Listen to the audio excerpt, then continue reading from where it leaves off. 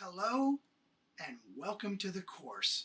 My name is Jim McIntosh and you're here with me inside my studio. We're sitting at my workbench that I try to get as much done as I possibly can.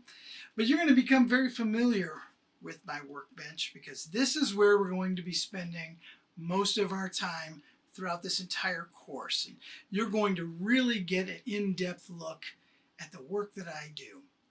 And I've been doing this since 2003. That's when I started creating my own wire wrap jewelry. And let me tell you, when I began, there was not a lot of information out there on wire wrapping. There were some books. You could spend money to buy the books. I did get several books. In fact, I dug one of my favorite ones up. This is one of my favorite books. This was Moods in Wire. Now, the techniques that are in here, I don't do. I haven't done them in a long time. But it was a good book to teach me some of the basics on how to maneuver the wire. And like all the other books that were out there, there were some problems with learning from a book. Let me show you just some of the illustrations. Here's some of the illustrations in this book, and they were just that. They were illustrations. There was no live pictures, there was no understanding of what to do, but he would kind of describe to you what to do. And that was kind of hard to learn from. So books were kind of difficult. There was some online learning. There were some tutorials that you could get.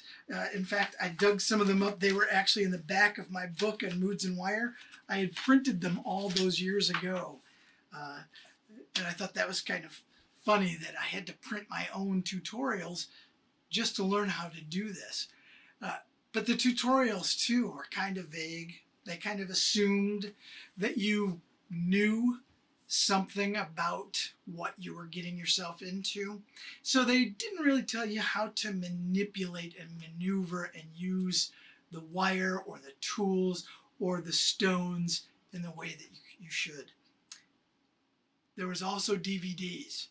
You know, there was one vendor of DVDs, and he was a good artist. He still is a good artist. I think his stuff is still available. I bought one DVD from him because it was $25 back in 2003. If you wanted to become a master at it, you had to buy all of his DVDs, and that was like $1,000. And guess what? Starving artist means starving artist. I didn't have the money to spend. So I kind of cobbled my own little learning together, but I still had a lot of gaps and holes. I had questions. You know, I could make a bail, but I didn't know how to finish it. I didn't know how to secure it. Now, I could do the wire wrapping, but I didn't know how many wire wraps to make. I didn't know what size wire to use. There were so many questions that I had. Where was I going to find the answers? Went back online. Now you got to remember, in 2003, the internet was still young. Back then, we had to go to forums and news groups and ask questions. And what was interesting is I would ask a question on all these news groups and things, and instead of getting answers, people were like, yeah, how do you do that? Or what's the answer to this? And nobody was answering the question. Everybody like me wanted to know.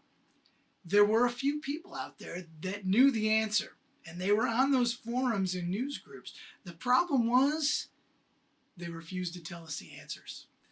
In fact, many of them would say, well, that's my technique. I'm going to hold on to that proprietary. It's not very fair. I mean, obviously somebody showed them. So what did I do? I put it together myself. I started developing my own way of doing things, my own techniques, my own way of finishing. I had to end up answering my own questions. So what did I do with all that information? Did I hold it to myself? Of course I didn't.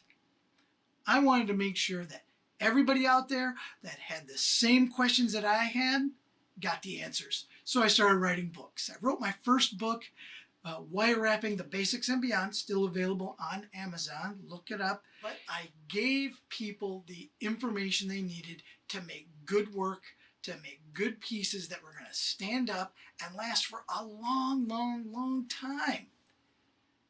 And then after I did that, and I've written 4 books in total. After I did that, what did I do? Well, I started to teach classes on it.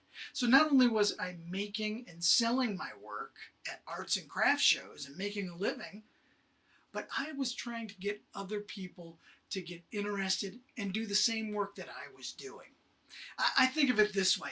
You know, painters teach other people how to paint. They teach them the same techniques, but no 2 painters paint exactly alike. We all come up with different things. And that was my thinking too. I'm thinking I could teach somebody to wire wrap, but their technique and their designs are going to be far different than mine. They're still wire wrapping, but they're going to be different. And that's why I'm teaching you this course today.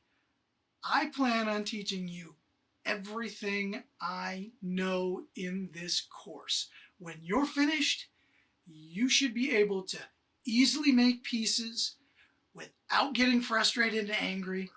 And you're going to make work that's beautiful, but it also is going to last.